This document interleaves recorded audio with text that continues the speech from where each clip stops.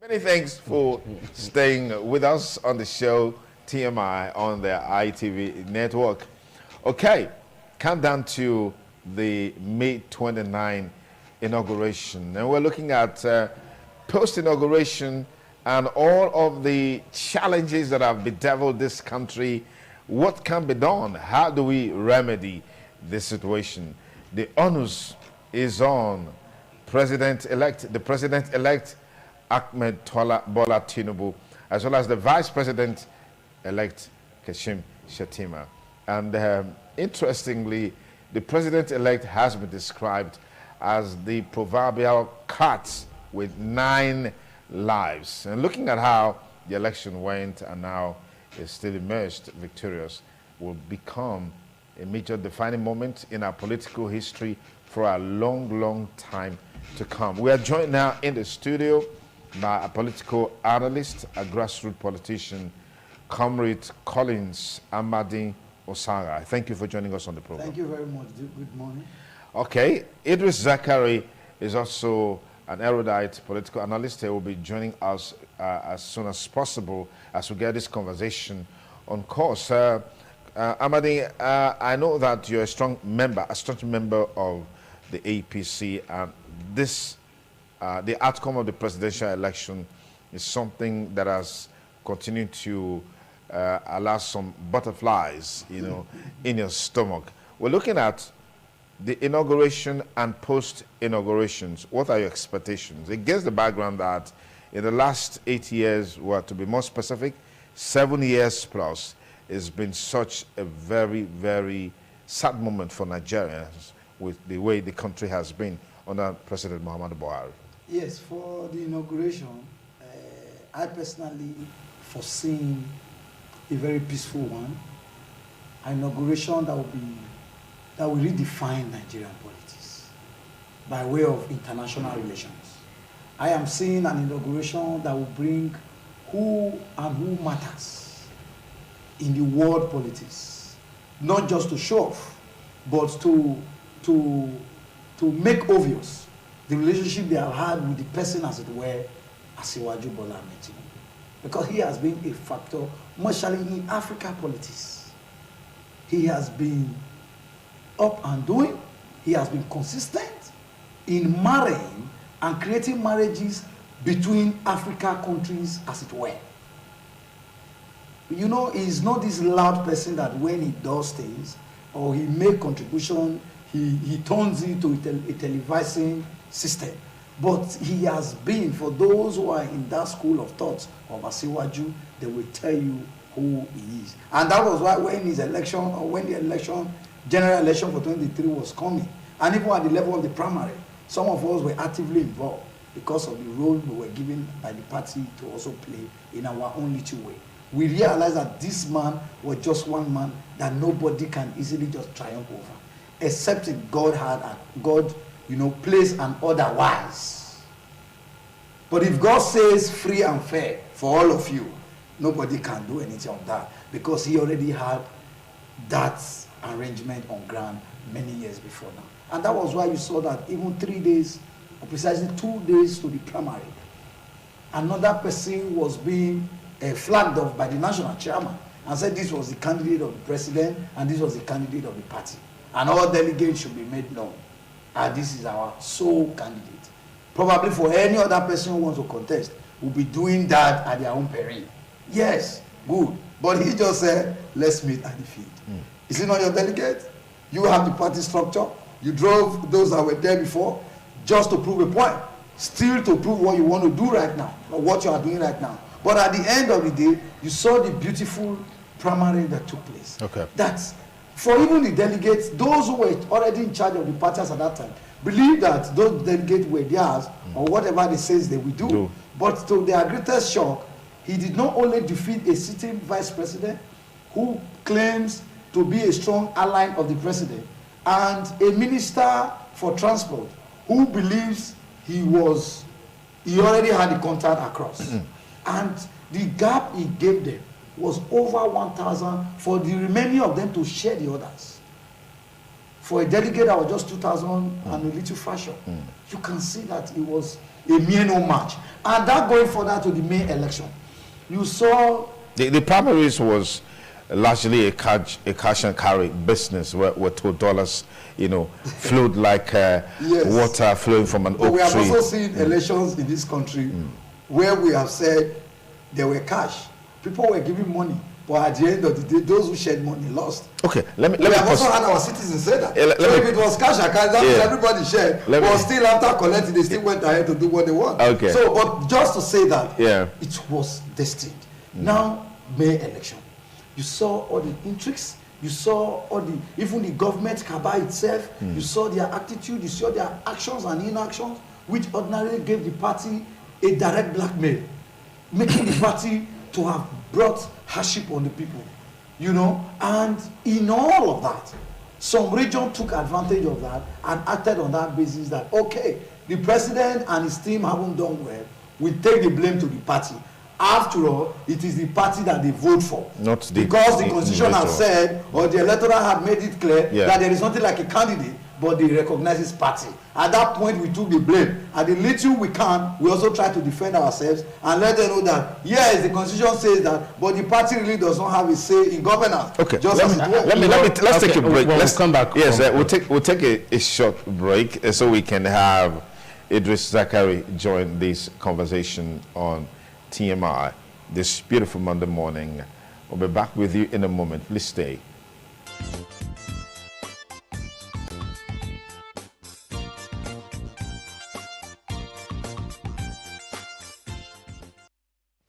Thanks again for joining us on TMI on the ITV network.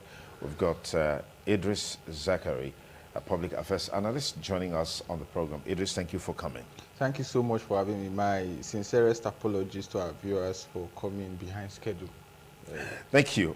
Quickly, walk us through the elections and then inauguration, post-inauguration, particularly with the President-elect, a man that has been described as the proverbial cat with 9 lives. Pre-election, you saw the buzz. Nigerians were indeed committed to wanting to take charge of their lives as expected. And a lot of things culminated in that. Naira scarcity, fuel scarcity, and a number of other issues that beset Nigerians at that material time. And in that time, we saw Nigerians wake up and want to take charge of their lives. That build up to the election, the excitement, you saw it in the entertainment industry, you saw it in the Nollywood and elsewhere. People were making skits. It was all over social media. People worked very hard in the build up to the election. And the underlying factor of that, I'm not trying to be politically intended here, is that there was a lot of voter awareness even when our National Orientation Agency was sleeping and the voter education part of INEC was literally sleeping. So voter awareness came from citizens. People by themselves took this election upon themselves. Friends were talking to friends, enemies were talking to friends, entertainers were talking to the people, and so on and so forth. Musicians made music, actors made movies, and the rest of it. That was the build up to the election.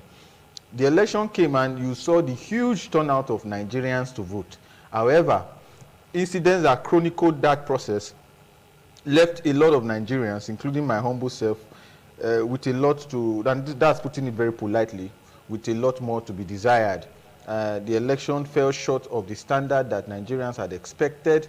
We were thinking that we are going to have a gradual projection of free and fair elections, and that was like a drawback. That was like a moonwalking by Michael Jackson. You know, when it looks like he's going forward, he's actually going backward. And that's what really happened in that election. I think even the most optimistic, or even the winners, the eventual winners of that elections, we agree, like Umar Musa Yar'Adua agreed many years ago, that the election that brought them to power was below par and was below the standard of elections that a nation like Nigeria, that has become an icon of democracy in Africa, should conduct. That was election. Election have come and gone. A winner has been declared, albeit with so many reservations in so many quarters. We now come down to governance and what is expected of the declared winner, at least for this period, pending when the petitions in court are judiciously exhausted. Now, my late mother has an Isako proverb. I'll say it in Isako, I'll translate in English. What it means is that, so that there's no loss for meaning, is that it's from childhood that you know a dog that will have a twisted tail. So from what we are seeing, in this build-up to the inauguration, you can already tell that the gentlemen and ladies who are going to populate government, and this is not me being pessimistic. I'll give a few pointers to this fact. That the gentlemen and ladies who want to populate the next government already have a twisted tail. And there are pointers to this. As we speak, there are a lot of programs lined up for the inauguration, and none of them is governance intended. I have not seen put out on any of the media platforms, social, print, and electronic, blueprint for governance. I mean, what we are going to do from day one, what we intend to achieve with timelines. And when there is no timeline to things, anything that is not a goal is a dream, and until you wake up from your dream, you can never achieve your dream. So in the post-election, you see another one that is it's important I point this out, is that you see ashwebis are flying. People are buying an inauguration ashwebis, and the confusion there is that inauguration is not a wedding. There is no, if you run a business and your business is like Nigeria, where you borrow to even feed your children, and you have a business, it's supposed to be a fledgling business, and you want to maybe open a new branch of a business that is failing, you have money to buy a shobi to do a big party. It shows that you are not a proper businessman in any sense. We'll come back to you. I'll call it Samadi. So many Nigerians are of the opinion that it's APC taking over from APC. And if you listen to the president-elect, he said it's renewed hope. Renewed hope from where to where? From what we've experienced for the past 8 years with the incumbent president who will be leaving in less than a few days from now, what are we going to see different from the president-elect Ahmed Asiwaju Tinubu? Yeah, probably there are areas where the incoming government will consolidate on from the outgoing governments. It is not all that were guru, and it was not all that was also completely said to have failed. So area where Nigerians need to be, their hope to be renewed, it will be renewed. Because outside governance, many Nigerians over the time, is not just because based on Buhari administration. In short, right from even the days, let me just start from the Babangida regime. Babangida must go, was not because Nigerians were happy that made them come all out and say Babangida must go. Sometimes it can be in the area of participation not being allowed. Sometimes it can be in the area of economy not working. Sometimes it's just in different areas that citizens sometimes feel very misgruntled. Areas where you felt misgruntled in Jonathan's government, you may not as well feel misgruntled in Buhari's government at that level. So we have different sessions of governance and of life, as it were. So what I'm trying to say in all share is that Nigerians' hope at the time have always failed. Probably because we have had leadership who have not shown true leadership in all or in different facets. Are you admitting the fact that Buhari's government failed this nation? That is what I told you. In some area he failed, in some area he had pass mark. So nobody ordinarily would have failed completely. And I would not say he has failed completely. In some area he failed because he cannot be here or there. He placed somebody to be minister for petroleum or minister for transport, while other is the minister of education. You will bring what you have at your score to bear. This one will bring his to bear. And when we are continually operating a politics or a representation of myopicism and ethnicism, we will always have problems. That when a particular region, somebody is taken from there to be minister, and as it were is not functioning, there are attempts to replace him, and you begin to see people coming to Abuja to be drumming in solidarity for that person, telling the president this person can't just go, that other big politician is trying to remove this person, knowing fully well that they want to remove this person on the basis of inefficiency and inadequacy, but they will not allow it. Because one, when you bring another person, become a religious matter, that you are bringing in Muslim or you are bringing in Christian. Even our religious leaders sometimes will not really give the opportunity for us to have competence. Okay, Collins, talking about hitting the ground running, that's a major talking point for the incoming administration. In the outgoing administration, took close to 6 months or more for the Federal Executive Council to be constituted. And now, pre-inauguration, the president-elect has made junketing across the world, from UK to France to this to that. And I saw a post where someone said he should show evidence of an investors meeting that he had in France. So I think this is in connection with what Idris said, you know, with the parable that he made. So let's get your take on this. Yes, I can assure you, you talked about 6 months before probably inaugurating FEC. But I don't think with someone like President-elect, he will do that. I think he's going to have more of volunteer who have capacity. And that's why when he talked about inauguration arrangement, the person's already parading to be member of those council and all of that.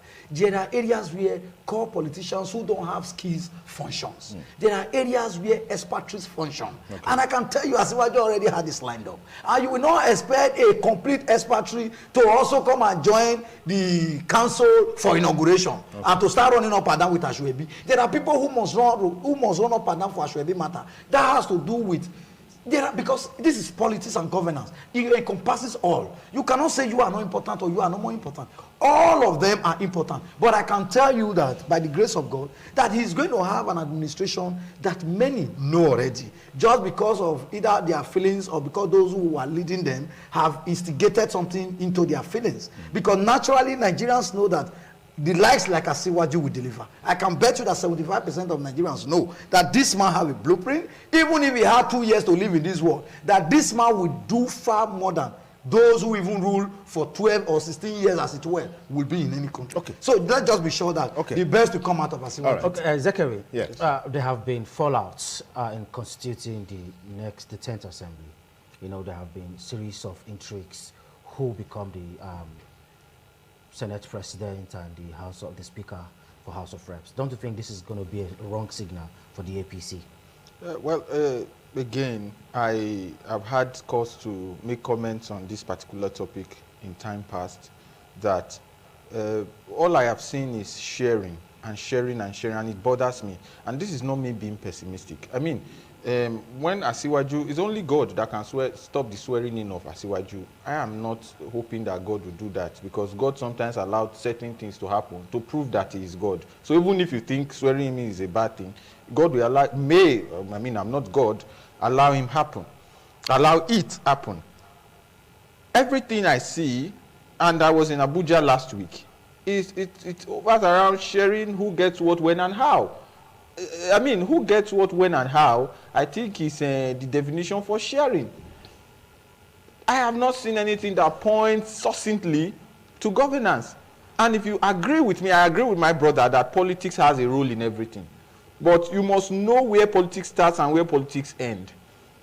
In a country that is having the kind of multifaceted challenges that Nigeria is having, any serious leader should spend his time thinking about how to get us out of the woods, as opposed to jamborees, carnivals, ashwebis, and programs that are not in tandem with the kind of progress we want to see.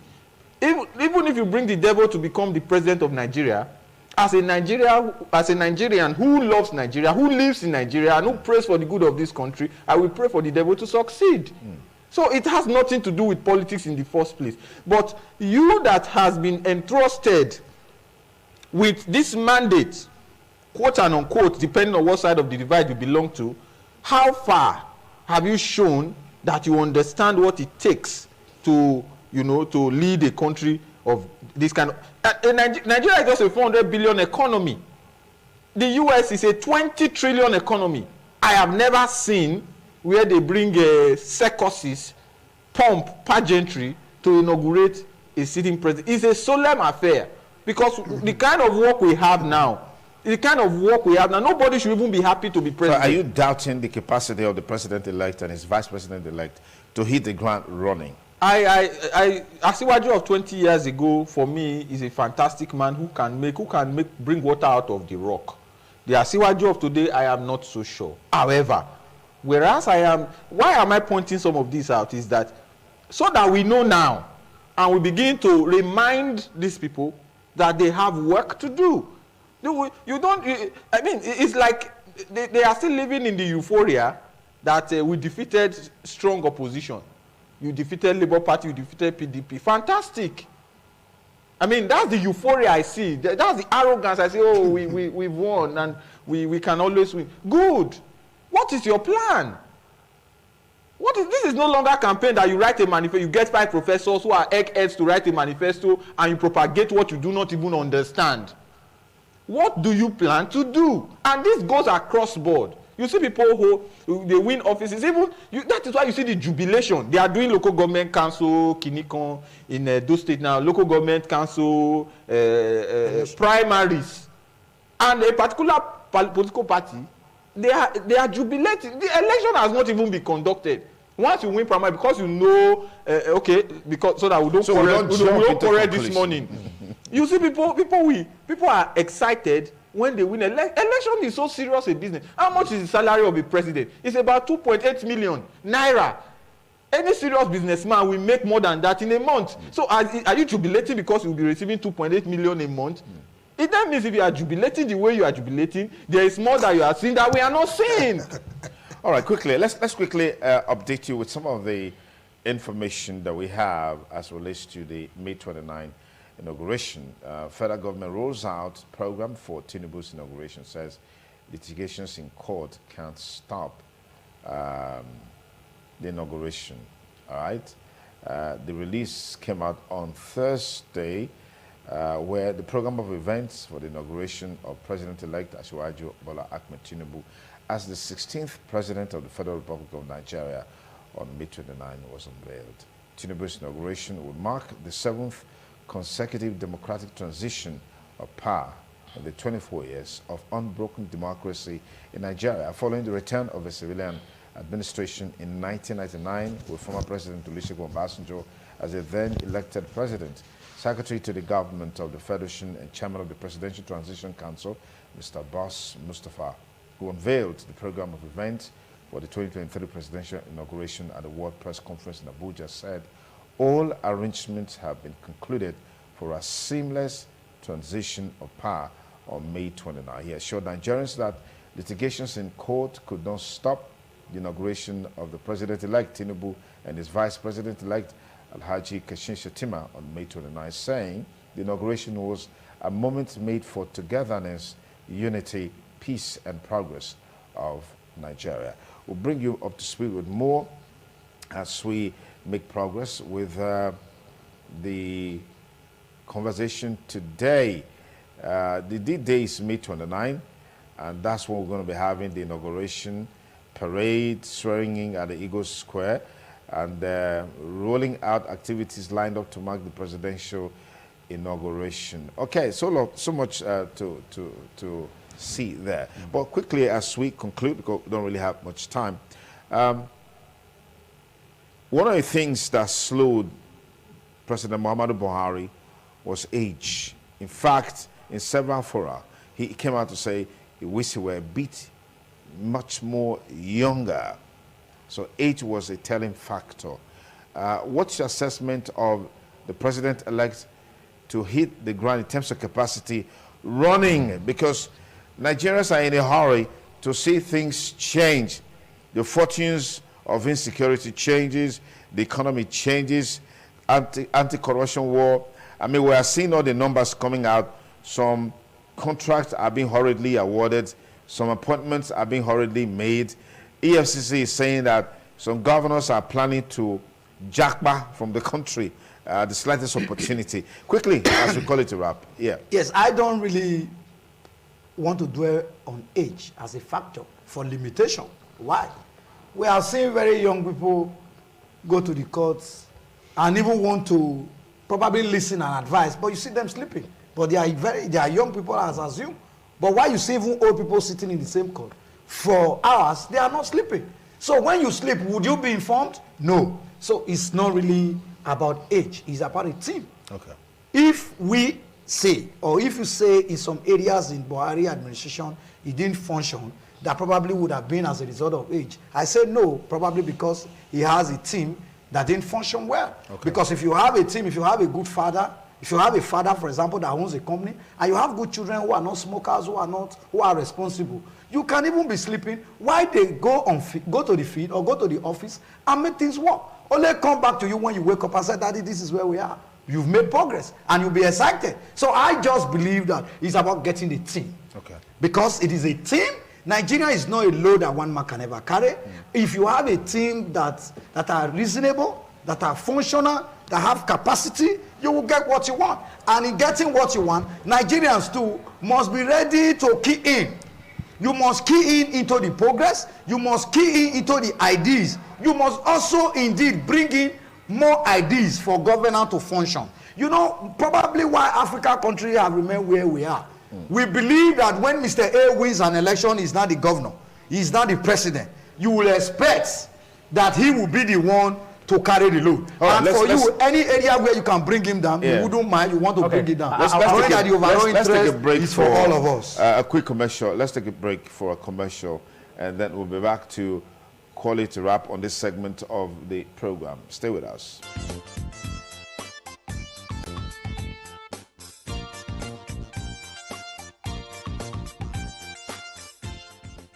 Very much for staying with us on the show here. Quickly encore the point you were making there. Yes, Collins. what I'm saying is a teamwork. If you have, as a father, you have a company and your children can function well, and they just come to you, Daddy, we have done this, you just be excited because everyone will be happy. But Nigerians must key in into the real idea of making Nigerian prosperous, the real idea of making things work by way of contribution and positive one. It's not a one-man show. It's a one-man show. It's for all of us. Election man come and come. Yeah. And don't also be surprised, many who were those who fought against Asiwaju government will even be in the cabinet and be working. While those who took the hand from the beginning to the end will just be an eye looker. So, but we do not pray so. But this possibility is there. The possibility is there. Let's quickly come to Zachary. Yeah. I would like you to respond to this, Zachary. There are so many negativities surrounding the president-elect's health, you know, and many Nigerians are concerned. They're showing concern because to some they feel we're going to have a replica of what we saw in the Buhari years. In the Buhari's administration. He's been traveling. He's been traveling in and out. He just came back just less than a week to the inauguration. And some are saying if his health is being challenged and we've not really gotten a debunk from his team to tell us the state of his health. Aren't you worried about that? Every Nigerian should be concerned about the health of her president. It's like your father. If your father is not healthy, you should be, as a responsible Nigerian, you should be concerned. I am concerned about the president-elect. It is my prayer, I'm hoping against hope, that, I am hoping that it happens. By some stroke of magic, that is able to perform and truly take this country. He has the capacity, he has the potentials to do it. But when you are infirmed or when you are restricted by things that are beyond your immediate control, there is very little you can do to change it. So it is my hope and my prayer that this works. Going forward, I just pray and I hope that this time we spent here, somebody somewhere will hear, and it will be an expose that they should focus more on governance. The jamboree will not help. Ashobis will not remove people from poverty. Multifaceted, multidimensional poverty. It's not Ashobi that can take Nigerians out of there. Nigerians are ready. You saw the way Nigerians queued behind the Dabachi in a quest for the world record in cooking. The length of time spent cooking. Nigerians are ready to support anybody. I can assure you that even Nigerians who are crying today because of the mismanagement and because of the shamefulness of the election, if the president-elect is the ground running and achieves results, these same Nigerians will queue behind him. So it is the challenge is up to the president and the handlers of the president and the supporters of the president, like my good brother here. Thank you very much. Thank you very much, gentlemen. It is Zachary as well as Colin Samadi-Osara. It's always a delight to have you guys here. Thank you. To have insight into some very topical issues. It's still TMI on the ITV network.